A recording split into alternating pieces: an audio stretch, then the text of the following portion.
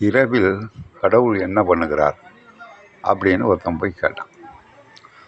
அதுக்கு அவன் சொன்னான், இங்கே தானேயா இரவு, உலகத்தில் பாதி நாடு இரவாக இருக்கும்போது பாதி நாடு பகலாக இருக்கு. புரியுங்களா? இப்போ இந்தியாவில் பகல்னா அமெரிக்காவில் இரவாக இருக்குது. இப்போ என்ன பண்ணுறாரு, ராத்திரியில் இவனெல்லாம் தூங்கட்டும்னு விட்டுட்டு வடநாட்டுக்கு ஓடி போகிறார்.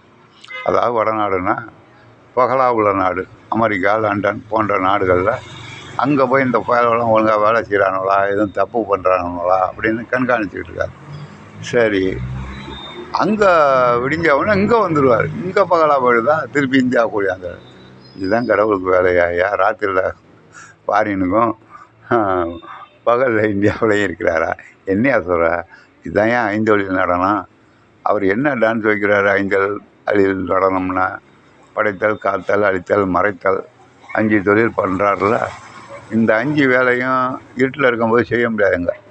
அதனால் இரவாக இருக்கும்போது இந்தியாவில் இரவுன்னா அமெரிக்கா ஓடி போகிறாரு, அமெரிக்காவில் இரவுன்னா இந்தியாவுக்கு ஓடியாந்துறாரு. இதாண்டா கடவுள் செய்கிற வேலை. டேய், இந்த மாதிரிலாம் யாரா அவங்களுக்கு சொல்லி கொடுத்தது? அவன் கேட்டான். இப்படி தான் இருக்கணும், வேறு எப்படி இருக்கும்? நம்ம கற்பனைக்கு அடிச்சு விட வேண்டியது தான். சரிடா, உன்னை கேட்டதே தப்புடா, வைடா.